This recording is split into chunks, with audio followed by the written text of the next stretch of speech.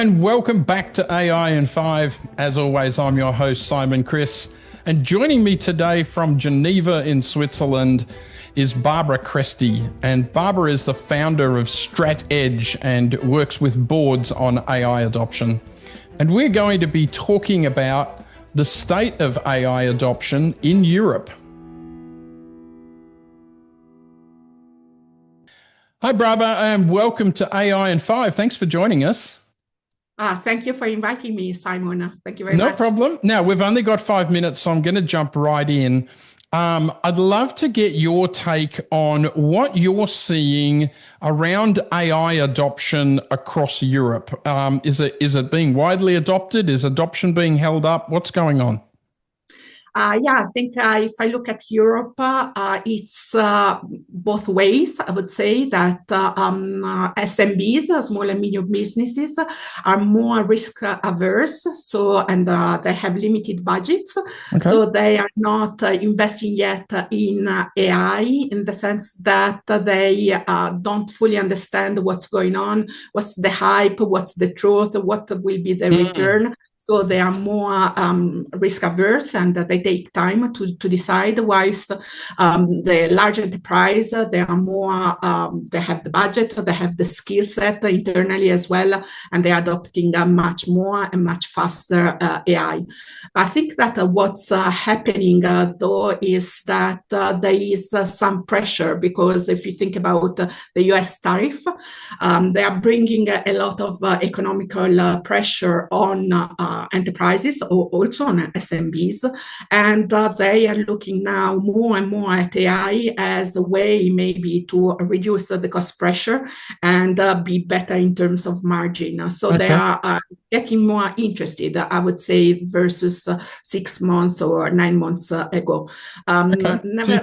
Do you think the hold up is that they can't separate the hype from the reality, or is the big 800-pound gorilla EU AI Act making them run scared? What are you seeing more of?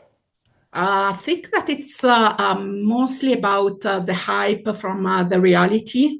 Okay. I think that the big gap is the literacy, especially at the top.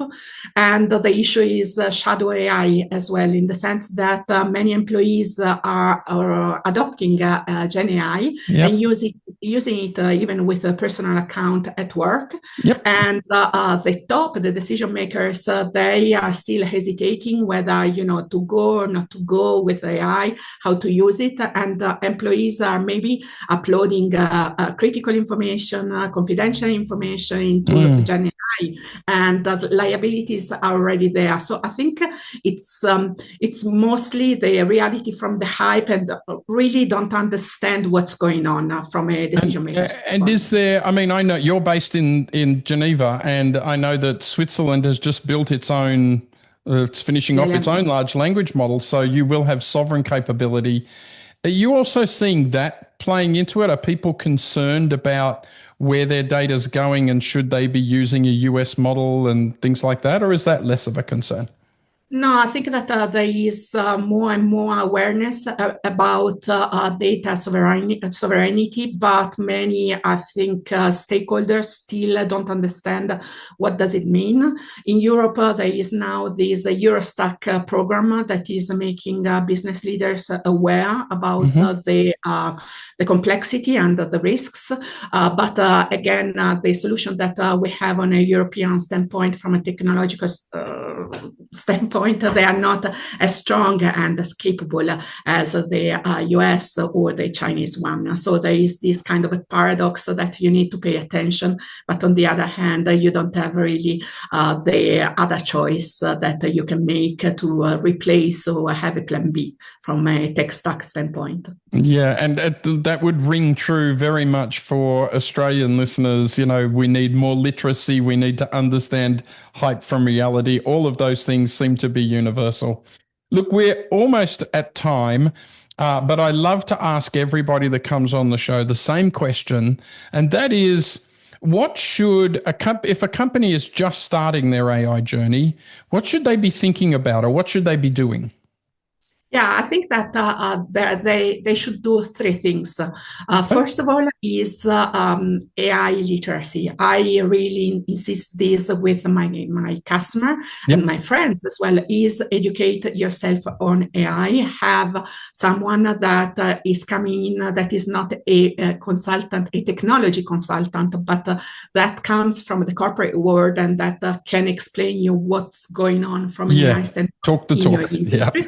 The second is about, just be optimistic about it and use it as a strategic tool, align it in your corporate strategy, but think before you start a pilot. And Okay. third, think if you're a company about your customers. If you're working automotive and you have OEMs, what are the criteria for OEM in an AI era? Will you be still there if you don't comply with the AI or not? I think that these are the three things that I would Yeah, suggest. that's wonderful advice. Literacy, be optimistic and think about your customers. Barbara, thank you so much for being a part of Thank you, AI in Simon. 5.